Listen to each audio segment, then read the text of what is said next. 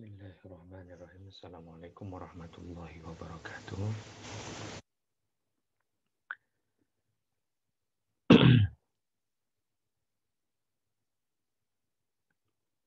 Kita bertemu lagi di pertemuan kedua setelah kita di pertemuan pertama sudah membicarakan terkait dengan kontrak belajar dan tugas besar yang nanti akan dilakukan oleh kawan-kawan semua. Kita mulai dengan membaca doa. Bismillahirrahmanirrahim. Raditu billahi rabban bil Islam wa bi Muhammadin sallallahu alaihi wasallam nabiyya. Rabbi zidni ilmu warzuqni fahma. Baik, teman-teman, kita mulai. Apa itu statistik dan statistika? Statistik berasal dari kata status yang mempunyai persamaan arti dengan kata state atau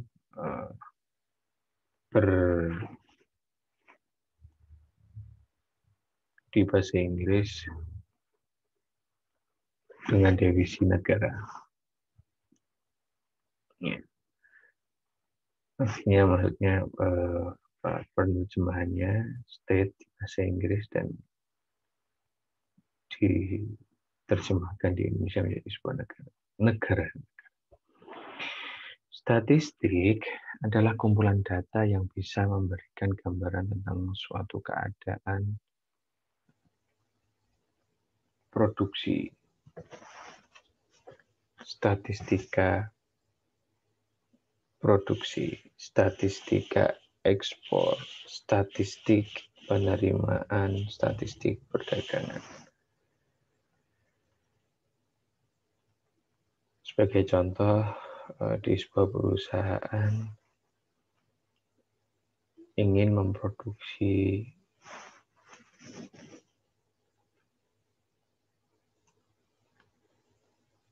jumlah misalnya sarung tangan, ya. Sarung tangan dengan jumlah SDM, ya, jumlah alat yang ada dan sebagainya. Nah, dari produksi sarung tangan tersebut ingin diketahui rata-rata, ya, misalnya rata-rata dari produksi satu harinya. Kita akan mengetahui dengan ilmu atau dengan statistik tersebut, maka akan diketahui berapa jumlah yang diproduksi tadi, produksi sarung tangan tersebut. Rata-ratanya berapa, mungkin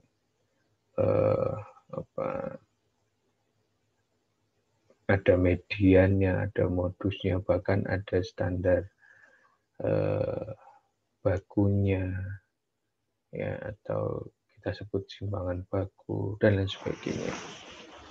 Banyak hal yang bisa dilakukan perhitungannya, ya. Ada berapa yang cacat, ya. Nah, kalau ada huruf A di belakangnya atau di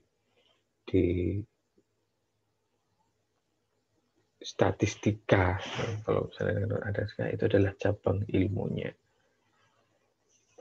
Kalau dari statistiknya tadi kita bisa tahu tadi rata-rata, median, modus, bahkan mungkin nanti di standar deviasi, ya, simpangan baku, ya, atau tahu berapa yang cacat, berapa yang mungkin dibuang karena ada yang tidak sesuai dengan standar dan sebagainya. Nah, kalau statistika tadi adalah cabang ilmu. Nah, Statistika adalah ilmu berkaitan dengan pengumpulan, pengolahan, penyajian, dan interpretasi. Kalau di statistik 1, itu kita akan belajar deskriptif. Teman-teman nanti akan belajar bagaimana pengumpulan datanya, bagaimana mengolah datanya, sampai dengan menyajikan. Menyajikan. Baru nanti di SI2, di statistik industri 2, teman-teman akan belajar bagaimana memberi sebuah kesimpulan atau interpretasi atau inferensi, membuat sebuah kesimpulan. Namun sekali lagi di pertemuan kedua sampai nanti pertemuan ke-7 gitu sekitar itu kita akan belajar bagaimana tugas besarnya nanti salah satunya bagaimana teman-teman akan mengumpulkan sebuah data, mengolah sebuah data, mengolah menggunakan menggunakan Excel atau manual gitu. Lalu yang nanti akan teman-teman presentasikan adalah penyajiannya. Menggunakan apa? Misalnya menggunakan histogram atau nanti menggunakan diagram, misalnya pie chart, misalnya prosentase, misalnya 25%. Kalau 4 misalnya bagi rata ya berarti semua 25% dan sebagainya. Secara ilmiah dalam kerangka proses pengambilan keputusan yang berkaitan dengan adanya ketidakpastian dan variasi. Nah, ingin saya garis bawahi, syarat utama penyajian data adalah kejujuran dan kebebasan. Nah, artinya apa? Menyajikan data ya apa adanya. Tidak perlu kita buat-buat bagaimana bisa lebih bagus, bagaimana biar bisa lebih cantik misalnya, tidak perlu. Tapi sampaikan sesuai dengan keadaan yang ada. Jadi nanti teman-teman belajar bagaimana tadi mengumpulkan, pengolahan, dan penyajian sesuai dengan keadaan yang realnya seperti ini.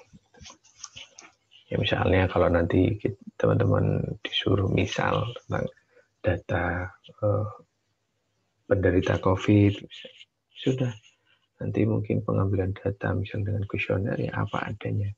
Nggak perlu wah ini yang penderita COVID ada 100 misalnya, ya sudah apa adanya ini 100. Nggak perlu janganlah dibuat 10 aja biar kelihatan yang kena COVID nggak terlalu banyak, nggak perlu. Tapi ada apa adanya, keadaannya yang sesungguhnya. Oke, next. Penggunaan statistik.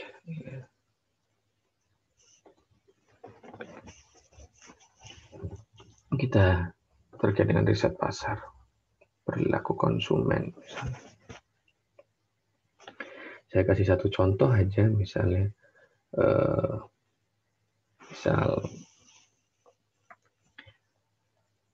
yang sering saya ceritakan ya bagi teman-teman semua, misalnya botol minuman Coca-Cola misalnya, yang dulunya adanya 1,5 liter, adanya 1 liter mungkin ada sampai yang terakhir itu 660 mili ya sekitar itu.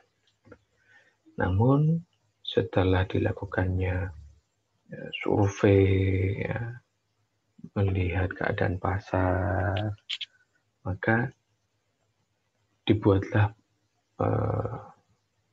bentuk dan volume atau isian yang hanya 330 mili.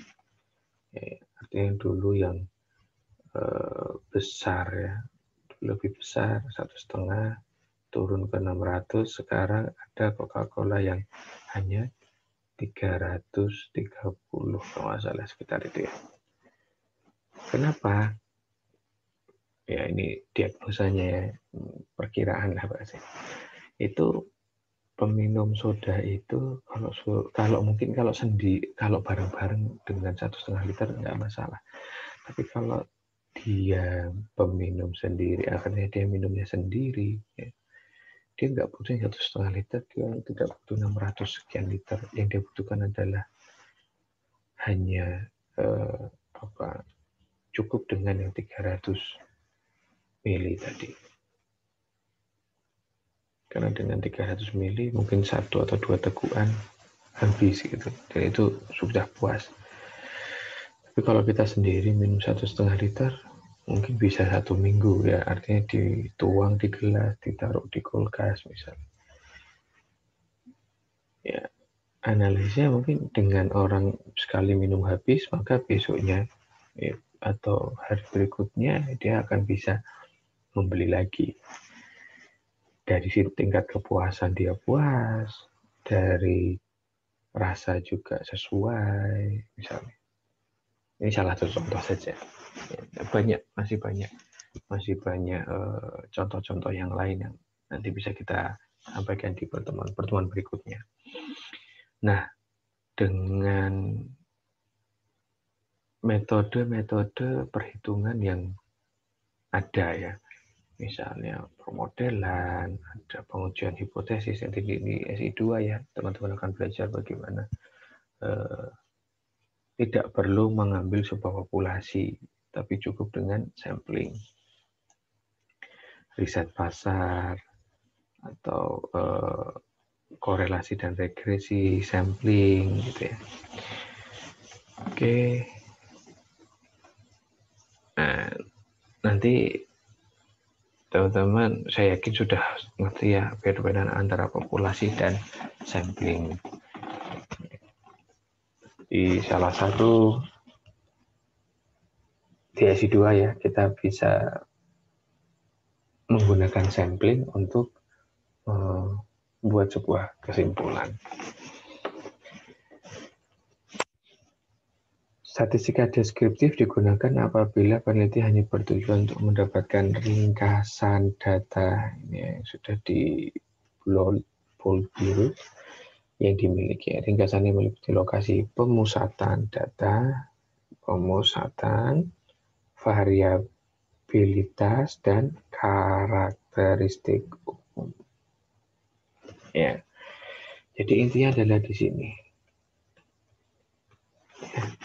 Ringkasan data yang nanti sekali lagi teman-teman sampaikan di tugas. Statistika referensi digunakan apabila peneliti ingin membuat suatu kesimpulan ya, atas karakteristik antar beberapa variabel dalam sebuah populasi, diberikan hanya memiliki data sampel. Ya, tadi untuk menghitung populasi warga atau penduduk di Indonesia misal, kita tidak perlu mengambil semuanya data. Ini ada berapa? Sekitar 200-an misalnya, 200 juta. Tapi kita cukup dengan melakukan sampling. Ya. Ini kita kasih contoh di berikutnya. Tapi yang ingin saya sampaikan di agar teman-teman tahu bahwasanya deskriptif itu cukup dengan ringkasan data, gitu ya, penyajian data yang nanti teman-teman buat. Namun kalau di inferensi, teman-teman akan membuat sebuah kesimpulan. Ya. Sekali lagi, insya Allah lulus di SI1, nanti teman-teman akan belajar di SI2. Jadi Deskriptif itu mengumpulkan data, mengorganize, ya. Display, summarize, analyze, tapi bukan berarti membuat sebuah kesimpulan secara langsung yang tadi ya. Beda. Tidak dilakukan generalisasi. Namun di inferensi teman-teman akan meramalkan, memperkirakan ya, nilai dari parameter populasi, mengestimasi, ya, estimasi, lalu menguji hipotesis dan membuat sebuah keputusan. Inferensi berdasarkan keterbatasan informasi sampel. Ya, di SI2 teman-teman akan bisa menjadi modal untuk tugas akhir nantinya. Ya, sebuah data nanti ditampilkan berupa gambar, grafik, tabel, statement. Ya. Informasi tersebut bisa menjadi sebuah nantinya kalau nanti level yang di SI1 kan di sini nih. SI1 di sini levelnya. Nah, nanti di SI2 teman-teman sudah bisa menentukan SI2, SI1. Di SI2 nanti dengan menggunakan sampel, ada keputusan, ada sebuah kesimpulan, sehingga bisa memutuskan sesuatu. Ya, si decision maker ini bisa mutusi lah. Oh, berarti, ya, misal saya kasih satu contoh aja, seorang manajer bercerita bahwasanya perusahaan kami memproduksi, ada sebuah perusahaan, dia bilang memproduksi misal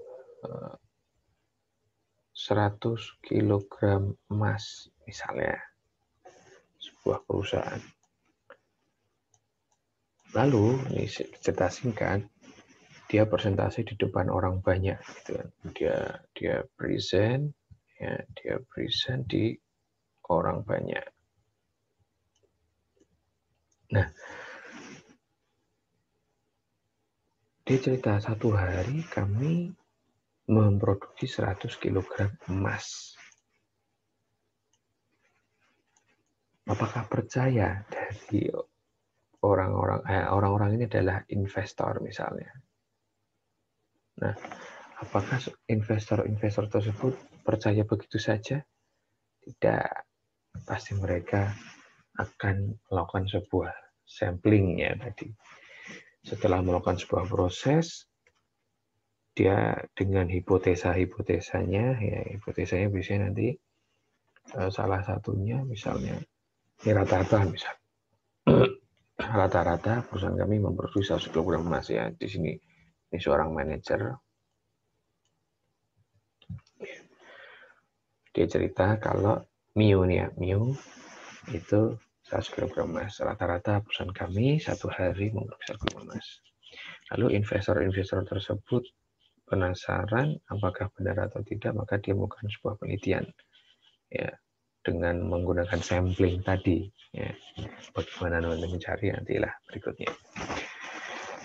Dengan investor melakukan sebuah sampling dengan sekian hari atau sekian bulan ya, dengan metode tadi hipotesa, maka disimpulkan bahwa hasil dari uji hipotesis ternyata benar kalau produksi perusahaan tersebut di minimal ya 100 atau di atas 100 kg emas. Maka bila sudah dilakukan sampling, maka bisa diputuskan oke, kami akan investasi di perusahaan tersebut. Ya, ini salah satu contoh aja, nanti insya Allah ya, sekali lagi di SI2 kita akan bisa lebih dalam. Metode pemecahan masalah secara statistik, ya, di sini ada identifikasi masalah, mendefinisikan dengan benar apa yang sebenarnya dipenuhi, ya, perhitungan, pengukuran, eksperimen, sampel. Lalu pengumpulan faktanya dengan cara data primer atau data sekunder. Data primer berarti kita ambil data secara langsung, namun kalau data sekunder, misal kita ambil data di badan statistik ya, yang ada di web ya. Lalu pengumpulan data baru misalnya dengan wawancara, kuesioner, observasi, sampling, pengklasifikasi dan peringkasan data dengan mengatur dalam kelompok atau kelas, tabel, diagram, dan lain sebagainya. Yang nanti insya Allah teman-teman akan pelajari di pertemuan berikutnya, ukuran pemusatan, bagaimana menghitung ukuran penyebaran. Lalu penyajian dan analisis data, identifikasi, interpretasi hasil, dan yang terakhir adalah pengambilan keputusan. Ya. Menggambarkan data dengan menggunakan ukuran statistik yang tadi saya sampaikan, ada pemusatan data. Pemusatan data itu rataan, ya, atau mean, median, dan modus. Mean, gitu. Lalu berikutnya ukuran penyebaran data itu ada rentang, jangkauan antar kuartil, varians dan simpangan baku atau sering disebut dengan standar deviasi. Lalu ukuran letak, ada kuartil, ada desil, ada persentil. Kalau kuartil itu dibagi 4, desil dibagi 10, dan persentil dibagi 100. Lalu dengan grafik, ya ada frekuensi, histogram, scatter plot, diagram, garis.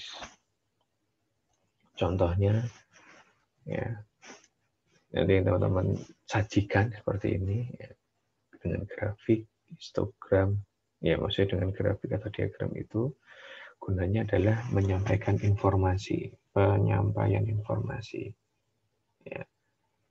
Data berupa angka secara visual. Ada line chart, ada histogram, frekuensi polygon, GIFs, dan pie chart, dan masih banyak yang lain sebenarnya. Tapi yang sering ditemukan teman-teman di Excel misalnya, itu nanti salah satunya seperti ini. Jadi penyampaian presentasi teman-teman di akhir nanti ya, di tugas, maksudnya di tugas besar adalah menyampaikan informasi data ya, berupa angka, misal jumlah misalnya mengetahui ada berapa merek motor yang ada di parkiran FTI misal.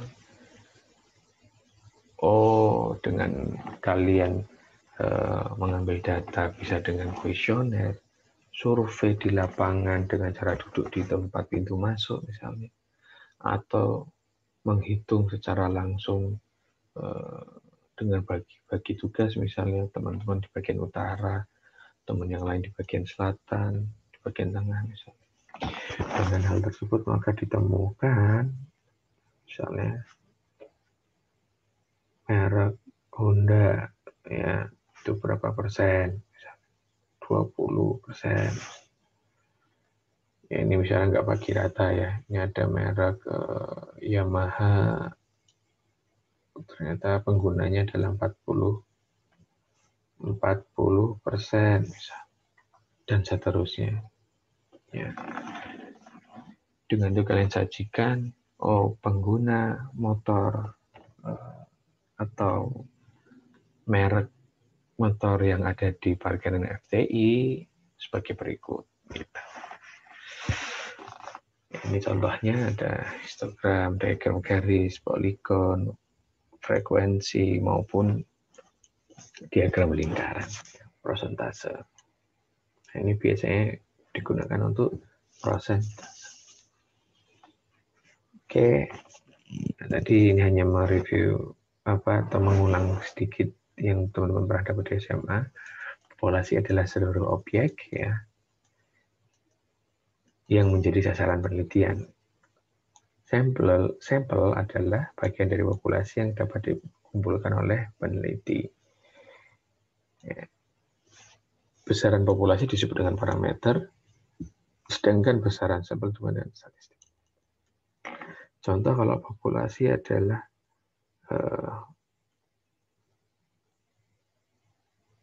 student atau mahasiswa aktif UII, misal. Mahasiswa UII. Kalau sampel berarti sampel dari mahasiswa UII. Misalnya gini, ingin mengetahui karakteristik mahasiswa UII. Ya. Maka dilakukan sebuah penelitian. Mahasiswa UII itu ada sekitar misal 28.000 mahasiswa. Mungkin nggak dilakukan? Mungkin. Mungkin sih mungkin. Cuma nanti ada alasannya setelah ini. Nah, dengan cara apa kita bisa melakukan sampling? Misal diambil 10 orang per fakultas. Atau kalau mau lebih banyak ya berarti per prodi. Kita 8 fakultas atau kurang lebih 40 sekian prodi, 48 kalau enggak masih bertambah ya.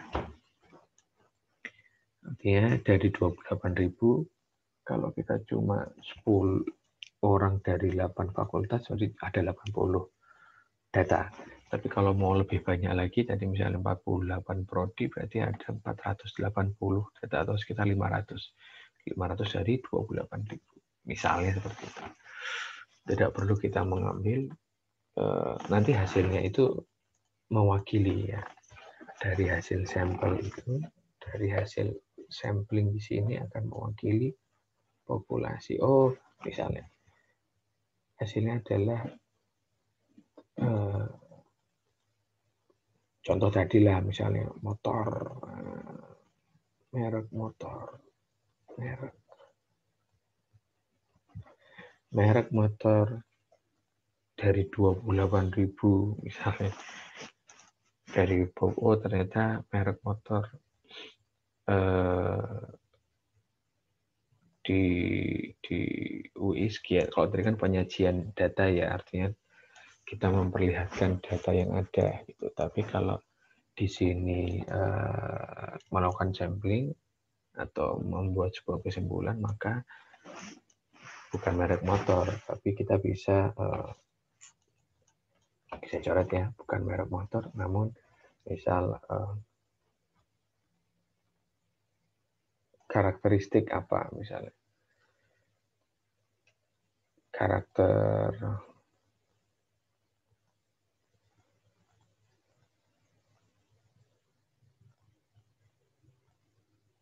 apa ya misalnya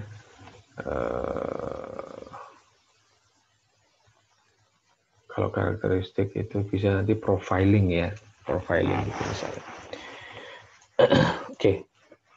Jadi intinya kalau kita ngomong populasi sampel tadi kita bisa melihat mana yang atau sampling dari sebuah populasi gitu.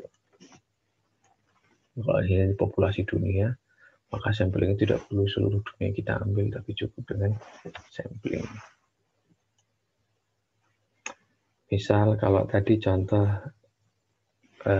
saya balik sedikit, nanti kita bisa tahu ada statement. Nah, kalau kita kan uji hipotesis itu pasti ada hipotesa awal. Statement bahwasanya 25% pembaca jurnal yang ada di UI itu sekian bla bla bla bla. Ya, misalnya ada hipotesanya seperti itu misalnya. H0 misalnya. H0 25% adalah pembaca jurnal misalnya. Berarti H1-nya bisa dengan sama dengan tidak sama dengan 25%. Nanti dengan perhitungan-perhitungan kesimpulannya adalah berarti mahasiswa UII itu memang benar adanya 25% pembaca jurnal atau bahkan nanti hasilnya bisa ternyata tidak, bisa kurang atau lebih gitu ya. Itu membaca jurnal, misalnya seperti itulah ya. Jadi kita bahas di statistik 2, sampling populasi itu saya jelaskan. Nah, pengambilan sampel itu pada statistik inferensi, pengambilan sampel menentukan hasil inferensi. Idealnya sampel diambil secara random, ya, ingat sekali lagi random. Kalau misalnya kita mencari mahasiswa UI itu, ya nggak perlu, kita bisa dengan random per angkatan. Kalau kita turunkan dari tahun tadi populasinya adalah mahasiswa UI, tapi kalau kita turunkan populasinya adalah mahasiswa Fakultas Teknologi Industri, atau malah bisa populasinya adalah mahasiswa teknik industri UII, itu populasinya. Nah, maka sampelnya bisa dengan perangkatan, ya. Dengan apa? Randomnya juga bisa dengan NIM, misalnya per 10 diambil satu sampling, per 10 diambil satu, per 1, itu menjadi sampling, itu juga bisa. Jadi random ya. Pengambilan sampel yang tidak tepat dapat menyebabkan sebuah bias. Oke. Nah, tadi saya jelaskan, mengambil sampel itu bisa saja. Kalau di terakhir itu dikatakan mustahil. Kalau dibilang mustahil, saya nggak bisa berani bilang 100% ya, karena kemungkinan bisa kita meneliti misalnya populasi mahasiswa FTI atau tadilah mahasiswa UI 28.000, maka bisa nggak kita meneliti orang 28.000? Bisa, cuma kita tahu ada waktu, ada ongkos yang harus dikeluarkan, ya. Bahkan sampai pengukuran yang akan bisa merubah sebuah objek. Tapi yang 2 poin waktu dan ongkos ini bisa jadi masalah gitu ya. Bisa waktunya terlalu lama. Kalau kalian nanti penelitian,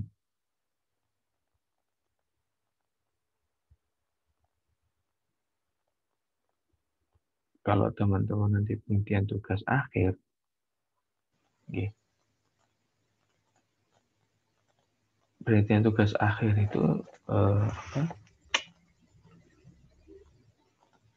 hanya waktu sekitar 100 meter ya, berarti 6 bulan. Kalau teman-teman memaksa untuk mencari data populasi ya, dengan banyaknya tadi misalnya 28.000 ya, maka habis di waktu, bahkan di ongkos gitu. Maka diperbolehkan dengan menggunakan sampling dengan cara tadi ya, kita ambil per fakultas atau per angkatan.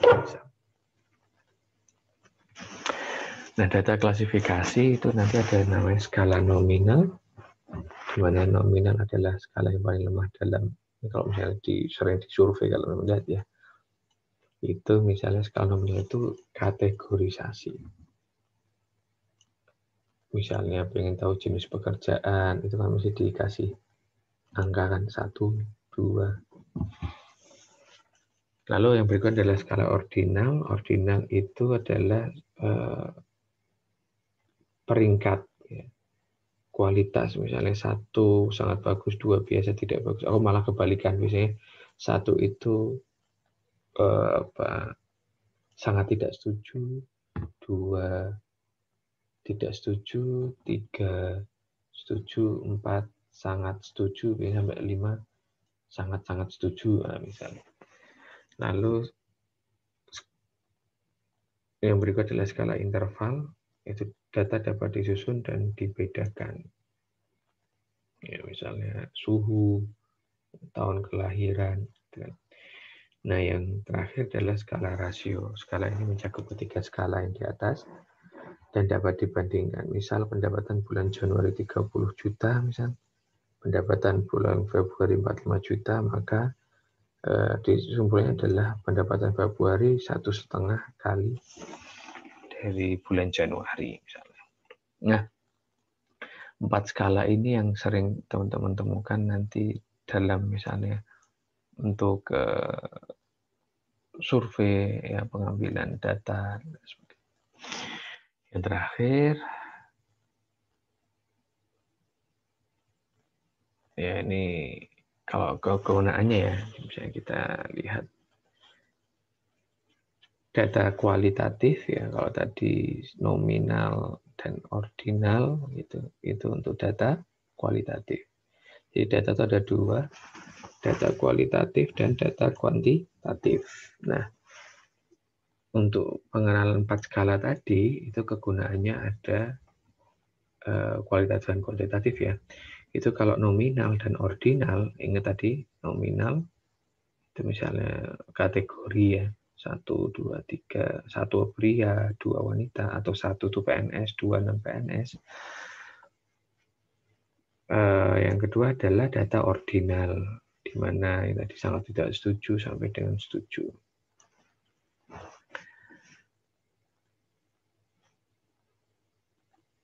Nah, itu untuk non parametrik ya, nanti kalau teman-teman ketemu dengan non parametrik. Tapi kalau kita ngomong parametrik, yang digunakan adalah data kuantitatif. Data kuantitatif itu adalah continue dan discrete.